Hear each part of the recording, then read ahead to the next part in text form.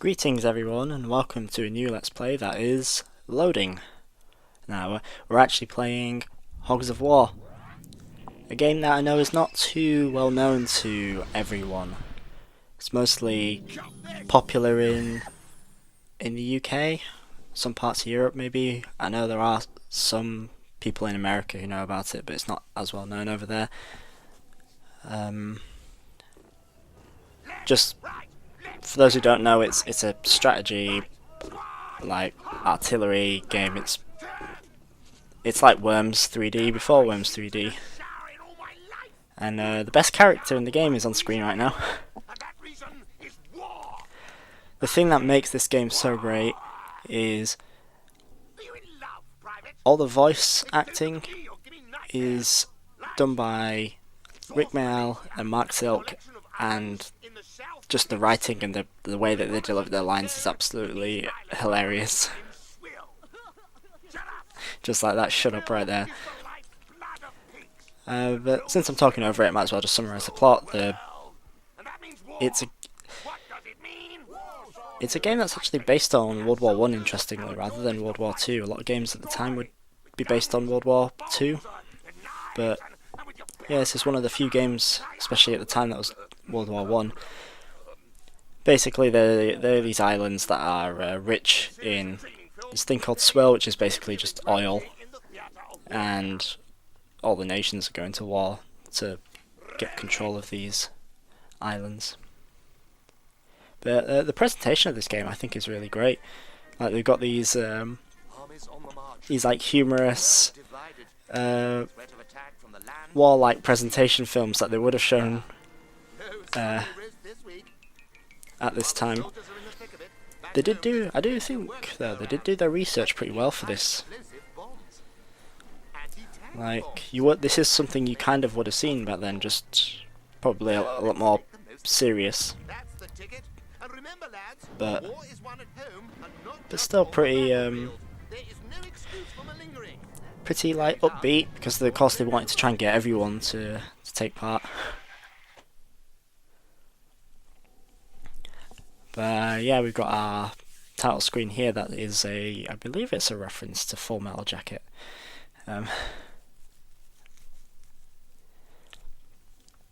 it always feels a bit weird seeing it in colour because, well, I'll talk about that later. But for some reason, the game likes to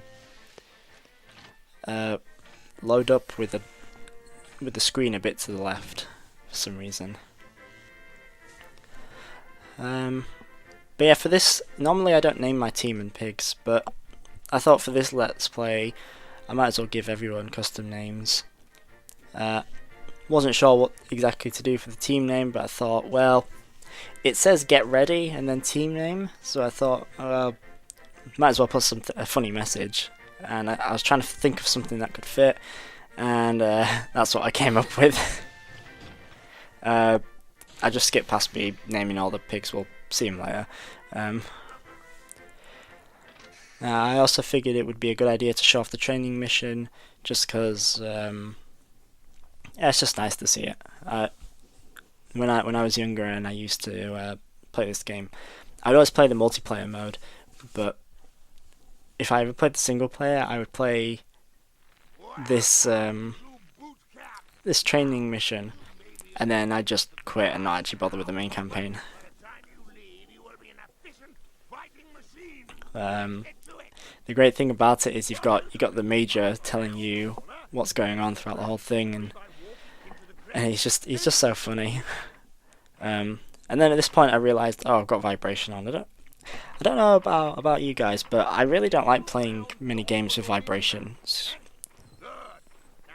Like, I think I got used to games without vibration because I used to play with a PlayStation 2 controller that didn't have its vibration function working because it was broken. And now when I play games with vibration, they always feel a bit jarring. Like, the only time it's felt weird having it off was I once played Overwatch with the vibration turned off, and it felt like a lot of my a lot of my like shots and me getting hit felt very weightless. But then I was playing Ratchet & Clank on PS4 and the vibration on that was really obnoxious, and the controller I had was also slightly damaged, so the vibration was even more like obnoxious, because it would just vibrate so much more than it was supposed to. And then so then I turned it off, and then I played Overwatch after that, and I'd actually forgot I turned it off, and I've just kept it off then. So I don't really like playing games with vibration. But as we can see here, we have to shoot some dummies because because the Major told us to, and we have to be good little piggies. But these training dummies, they don't actually appear anywhere else in the game except for one map, where you destroy them, you get some crates drop down. But as you might see here, we've got mostly like I'd say there's like 3 or 4 different weapon types. There's the melee weapons. There's like shooting weapons. There's explosive weapons, and then there's like I'd probably class them as fourth. Like this fourth class is like special weapons, because like pretty much every explosive has a power meter. Every like shooting weapon has like a set damage, and you just aim. The melee weapons are obviously up and close, and then there's special ones like airstrikes or guided missiles, where they have their own set of controls. I do have a lot of fun memories playing this game a lot. I do remember though I wasn't able to play this game for a while because the disc I had was incredibly scratched. And what would happen is before I'd even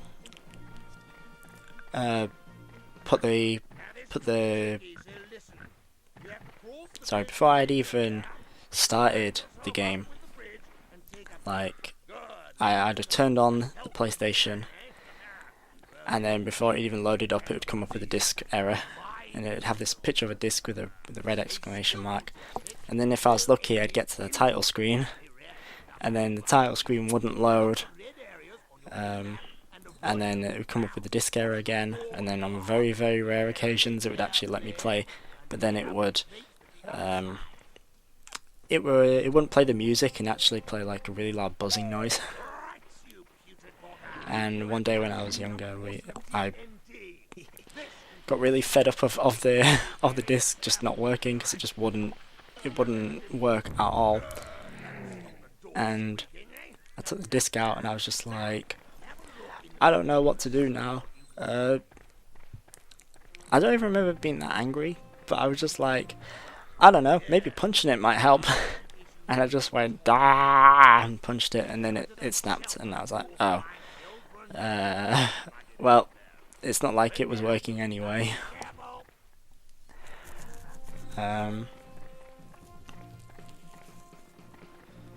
But eventually I managed to get another copy of the game, thankfully, because I did really miss playing it. Another weird thing that happened because the disc was scratched so much was a couple of the voice lines would mess up, specifically with the character called Smith, who I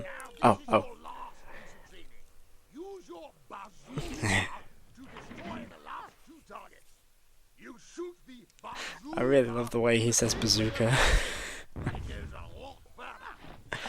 Bah-ZOO-kah. Yeah, Smith, he's the Irish one, and he's got 2 things he says when his turn starts. One is, he kind of goes, "That be me," I'd be like, "That be me, hello?" And what would happen is it would start the first one, cut off part way through, and then say the second one whenever it was his turn. So he'd go, "That be me, that be me, hello." Which was humorous, but also was the first sign that things were not to go well with my disc. So as you can see here, I have named all the pigs. I've got Hagrid, Wallace, Shrek, Mr. Bean, and Qui-Gon.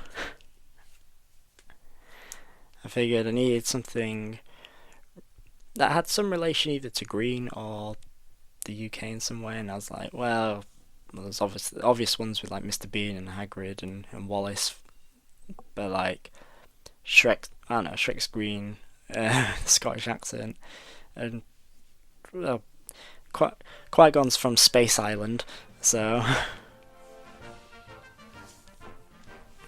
Now this is the first mission. It's a pretty simple one. You're 3 grunts against 3 other grunts. For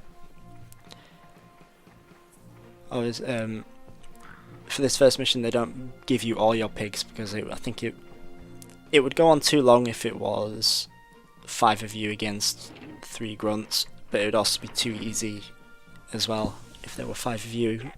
It would go on too long if there were 5 of you versus 5 grunts, and be too easy if there were 5 of you versus 3 grunts. But yeah, each colour is a different nation. So at the moment we're against the Russians. And I'm going to do something a bit different because you can very easily just beat this mission using the grunts' weapons. But I thought I'd have a little bit of fun. Go and pick up like health crates, pick up the other weapons because they actually have some pretty decent weapons here. Like there's one's got a bazooka, which can be pretty useful. One's got a sniper rifle, which I would prefer to use over a bazooka, and one's got a TNT, and all of those weapons are more powerful than anything that the grunt has. Especially the bayonet. The bayonet is the worst weapon in the game, pretty much. It's a melee attack. It does only 10 damage, and it barely has any knockback, so if you kill a pig with it, more than likely you haven't knocked them far enough away for them to not hurt you when they blow up and die. Which is, it's funny when you think about it. The bayonet is meant to be a gun with a knife on the end, and it only does 10 damage, yet punching someone with a trotter, or just using a knife in general, does 15. But yeah, there's an easy kill, because TNT does 50 damage, grunts have 50 health. Normally this grunt likes to just throw a grenade and miss. Here goes. What shall I do?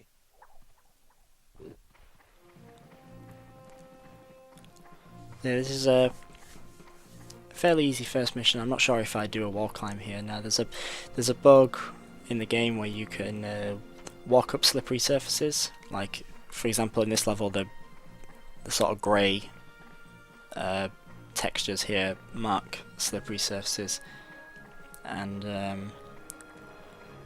that's like a faster way of getting the health crate in there. But I suppose I don't really need it. But right now we've got the sniper rifle on. I want to say the sniper rifle is one of my favourite weapons. It's just so useful. Like, a bazooka is good because it can, like, knock pigs far away. It can deal the same amount of damage, potentially, as a sniper rifle. But I just like the consistency that comes with it. I like how if it hits, it does 40 damage. There's no debate about like, oh, was it close enough to do the full 40? It's got really good range, and it's just easier to aim at pigs with than the bazooka.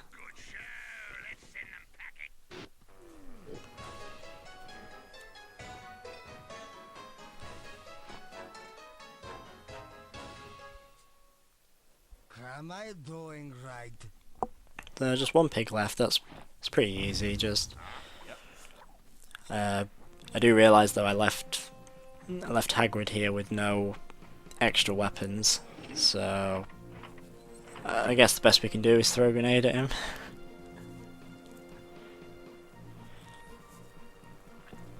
And then it'll be, if I miss, it doesn't really matter, but I didn't.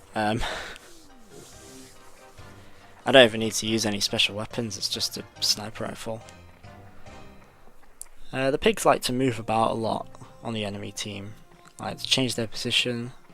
I think they're just programmed to stand in a safer spot more often than not. If you play the PC version of this game, though, they lost the code for making the pigs move, so none of the pigs in that version move, which makes I think it makes the game slightly easier, but in some instances it's a tiny bit harder because the pigs stay in a very secure place.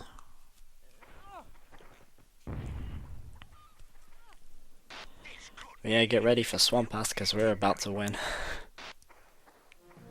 I'm wasting more time by picking up unnecessary health packs.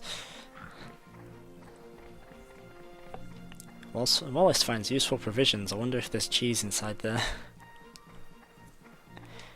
Everyone knows the moon's made of cheese.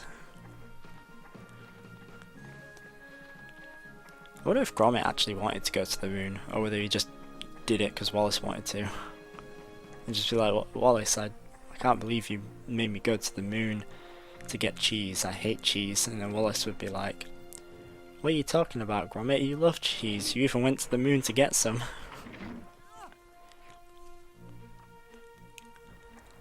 Now let's perform a bit of overkill here with launching a bazooka straight forward. Jet ski. Oh, and I got him in the water too. Kaboom. So that's the first mission done. It's a pretty... well, it kind of is the easiest, like... is it the easiest mission in the game, actually? I'm actually debating that, considering some of the other missions that come up later, but it's definitely one of the easiest. And then we get a nice little like loading screen with the newspaper, which, depending on which team you pick, actually like has different languages and stuff, and different backgrounds, and usually it's in English, but they make the text look like sort of the kind of text you would see from that country.